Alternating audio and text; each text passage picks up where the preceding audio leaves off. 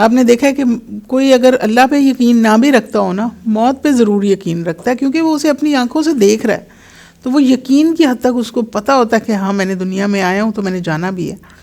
تو لہٰذا یہ جو چیزیں ہیں ان کے ساتھ ان کا خوف دل میں بٹھانے کی بجائے ہم اس رستے پہ چلیں کہ اگر ہمیں موت آئے تو یہ نہ ہو کہ ہم غلط راستے کی طرف ہوں یا موت سے بچنے کے لیے کوئی غلط راستہ اختیار کر رہے ہوں.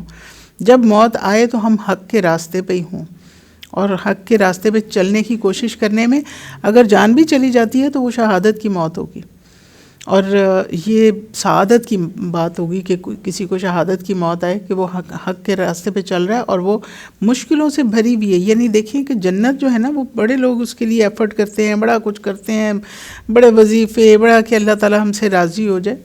حق کے راستے پہ چلنا کتنا آسان ہے اللہ تعالیٰ کو راضی کرنے کے لیے. تو اگر ہم اس راستے پہ چلیں اور اس چیز کی پرواہ کیے بغیر کہ ہمیں کیا نقصان ہوگا یا کیا حق کا راستہ ہے، تو پھر اس پہ چلنا ہے. ہاں اپنا کوئی طریقہ کار ہم تبدیل کر سکتے ہیں، لیکن یہ نہیں کہ ہم حرام کے راستے پہ آ جائیں اور یہ سوچ کے کہ یہاں پہ تو سیفٹی ہے. جیسے بہت سے صحافیوں کے قلم بکے ہوئے ہوتے ہیں، وہ کہتے ہیں جی آپ کو اتنے پیسے ملیں گے، آپ غلط بات لکھیں. وہ کہتے ہیں ٹھیک ہے. بہت سے وکیل ایسے مقدمے پکڑتے ہیں جو پتہ ہوتا ہے کہ یہ شخص جو ہے مجرم ہے، اس کے لیے لڑتے ہیں، فائٹ کرتے ہیں. تو وہ حق کا راستہ نہیں ہے.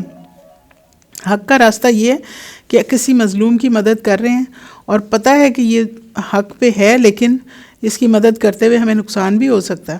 یہ ہے حق کا راستہ. مشکل راستہ ہے نا، تو مشکل راستے پہ چلنے کے اجر بھی اللہ تعالیٰ نے رکھے ہیں.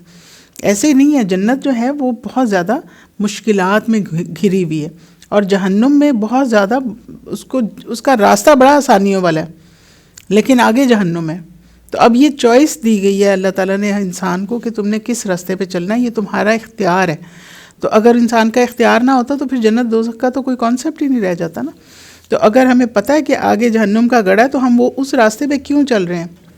بہت سے لوگ چل رہے ہوتے ہیں اور پتہ ہے کہ آخرت میں بھی ان کا انجام برا ہوگا. دنیا میں وہ چند چیزوں کے فائدے کے لیے اگر وہ کوئی ایسا غلط راستہ اختیار کر رہے ہیں تو یہ ان کا اپنا اختیار ہے. اب وہ اگر انہیں آگے جہنم کا گڑھا ملے گا تو یہ انہوں نے چوز کیا اس راستے کو، ان کے ساتھ کوئی زیادتی نہیں ہو جائے گی.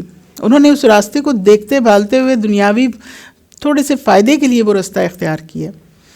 تو اسی طرح سے ہمیں احادیث میں ملتا ہے کہ تم اپنے نفس کو جنت سے کم قیمت پہ نہ بیچنا. اگر کسی کو جنت کا راستے پہ چلنا ہے نا تو پھر بہت سے ایسے فائدوں کو چھوڑنا پڑ رہا ہوتا ہے. تو وہ جہنم کے جو گڑھے ہیں اس کو بڑی آرام سے خرید لیتے ہیں، اپنے چند پیسوں کے عوض میں جہنم خرید رہے ہوتے ہیں.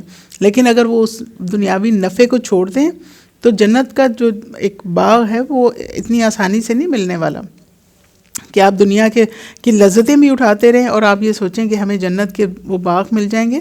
یہ سودا جو ہے وہ ہمارے اپنے اختیار میں دیا گیا کہ تم نے کون سا راستہ چوز کرنا ہے. تو چاہیں تو جنت کا راستہ چوز کر لیں، چاہیں تو جہنم کا راستہ چوز کر لیں، لیکن اختیار ہمارے ہاتھ میں، آگے فیصلہ پھر اللہ تعالیٰ کے اختیار میں ہے. تو جب ہم نے چوز ہی غلط راستہ کیا ہوگا، اختیار ہی غلط راستہ کیا ہوگا، دنیاوی چند فائدوں کے لیے ہم نے وہ راستہ اختیار کیا ہوگا، تو پھر ہم یہ امید نہ رکھیں کہ اللہ تعالیٰ ہمارے ساتھ رحم کا معاملہ فرمائے. انہوں نے اختیار دے کے رحم کا معاملہ تو ہر صورت میں ہم نے اللہ سے مانگنا ہے، کیونکہ رحم کے بغیر بخشش ممکن ہی نہیں ہے.